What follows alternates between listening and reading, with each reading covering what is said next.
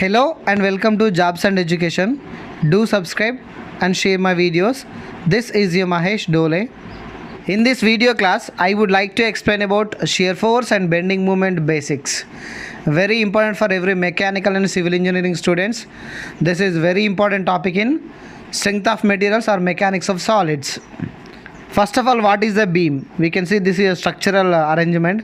A beam is a structural element that primarily resists loads applied laterally to the beam's axis. Its mode of deflection is primarily by bending.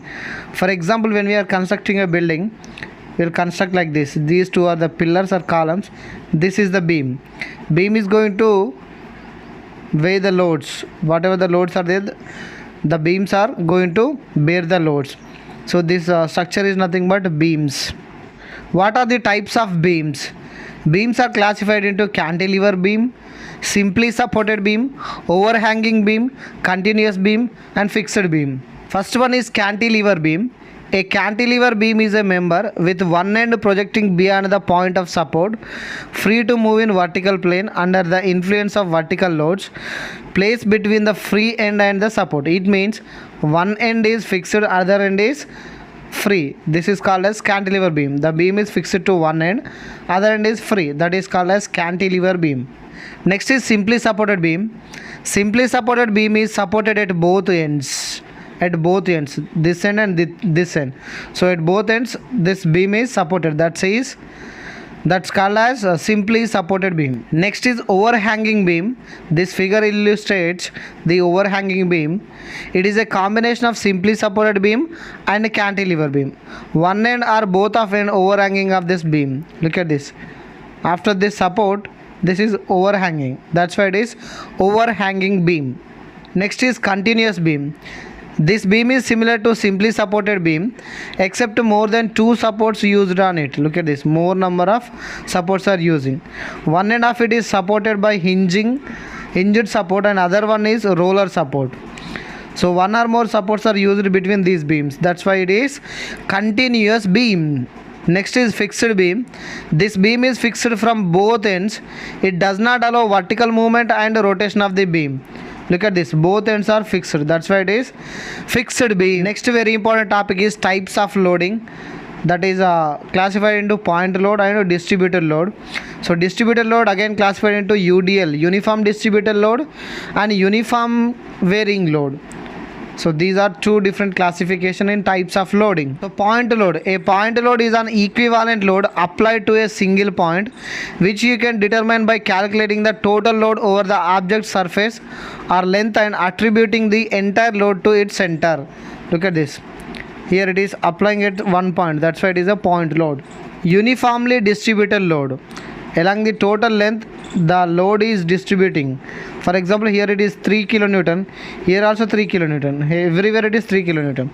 A uniformly distributed load is a load that is distributed or spread across the whole region of an element such as beam or slab. In other words, the magnitude of the load remains uniform throughout the whole element.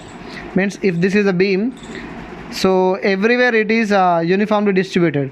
Here it is 3 kilonewton. Here also 3 kilonewton. Everywhere it is 3 kilonewton only. Shear and bending moment diagrams are analytical tools used in conjunction with structural analysis to help perform structural design by determining the value of shear force and bending moment at a given point of a structural element. What exactly mean by shear force? Shearing forces are unaligned forces pushing one part of a body in one specific direction and another part of the body in opposite direction. Look at this. This part is going left direction, this going to the right direction. So shear force is the force in the beam acting perpendicular to its longitudinal axis. So what is shear force diagram? The algebraic sum of the unbalanced vertical forces acting on either to the left or right side of the section. Look at this. Whatever the forces acting vertically on this beam, those are unbalanced. Balanced means, for example, this is a beam. This side one force is acting, opposite side one force is acting. These two are balanced. So other than this, the forces acting vertically on the beam unbalanced, so those sum is called as we can call it as shear force. To calculate bending moment or to draw the bending moment diagram, the algebraic sum of movements of all forces acting on the beam either to the left or right of the section. This is same as a shear force, but here we are taking movements. In shear force we taken only vertical forces. Here force into distance. Movement means force into distance. So that's why whatever the force applying, and from there what is the distance? Force into distance. Sign convention for shear force. When the force is applying upwards, left side, so this is positive. When the force is applying downwards, right side, that is positive. Opposite to that, when the force is applying left side downwards and right side upwards, that is called as negative. So this is positive, this is negative. Sign convention of bending moment. Look at this. When the force is applying like this and like this, so this is positive, it is called as sagging. When the force is applying left side to the downwards and right side to the downwards, this is hogging, so it is negative. So hogging is negative, sagging is positive. It is in the case of bending moment.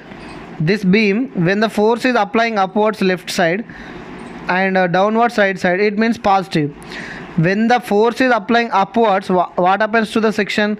At this section, when the force is applying upwards, at this section the shear force comes downwards. That is nothing but this V. So when the shear force is coming downwards, this arrow mark M is going upwards or anti-clockwise direction. In that way, when the force is applying downwards like this, when the force is applying downwards at this section, shear force goes upwards, means this V dash, shear force goes upwards. When shear force goes upwards, the bending moment goes in clockwise direction. So this is what the positive case of shear force and bending moment. That's why bending moment is in sagging, and shear force is in positive. So both are positive cases. Means whenever the beam is there, section, if you take the section, if the force is applying upwards, what happens to this? Force is applying upwards means shear force comes downwards. At that time, this bending moment goes anti-clockwise direction. In that manner, at this section, force is coming downwards to the right side, shear force goes upwards, means shear force goes upwards, automatically bending moment goes clockwise direction. So these two cases are positive cases. Positive.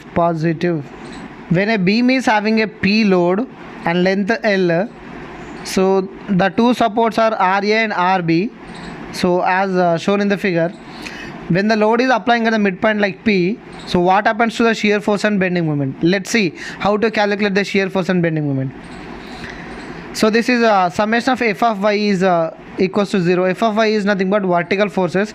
As we know that unbalanced vertical forces, sum of the unbalanced vertical forces is called as what? Unbalanced vertical forces, sum of the unbalanced vertical forces is called as a shear force. Let's see, this RA is vertical, this RB also vertical, this P is vertical. RA, RB is going upwards and P is coming downwards. So RA plus RB minus P, these three are unbalanced vertical forces, those are equals to 0. Then if you send P to the right side, what happens? RA plus RB equals to P, that you take as first equation. In the second case, bending moment, so summation of M equals to 0, that is nothing but sum of all the movements to the left side or right side are equal to look at this, this is 0. So this load is P, right? This load is P. So anyway, we know that hogging is negative. This is hogging is negative. This provides hogging like only, that's why it is negative. So minus P into, from here to here distance is L by 2, so minus P into L by 2 plus this is another vertical force and its distance is L into RB. So RB into L. Why it is positive? Because of this force is going upwards like sagging. So it is going like sagging, that's why it is positive. So plus RB into L. So if you send this minus P into L by 2 to the right side, what happens? RB into L equals to P into L by 2. So if you send this L to the right side, RB equals to P into L by 2L. So what happens? L gets cancelled. So remain with P by 2. So RB equals to P by 2.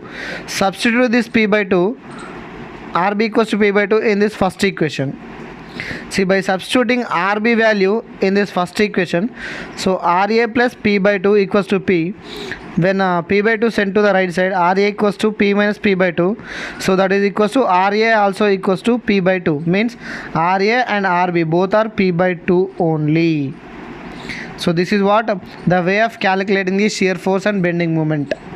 These are the some of the shear force and bending moment diagrams when the point load the load applied in the midpoint, the load applied at the end, the load is uniformly varying load. So when the load applied at midpoint, that is constant. So when the load applied at the end, that is also constant. But uniformly varying load is linear shear force diagram. But come to the bending moment diagrams, when the load applied at the midpoint, the bending moment diagram look like this, and the load applied at the end, the bending moment diagram look like this, and the load applied along the total plane, the bending moment diagram look like a parabolic curve. Thank you for watching this video. Do subscribe and share my videos. This is your Mahesh Dole.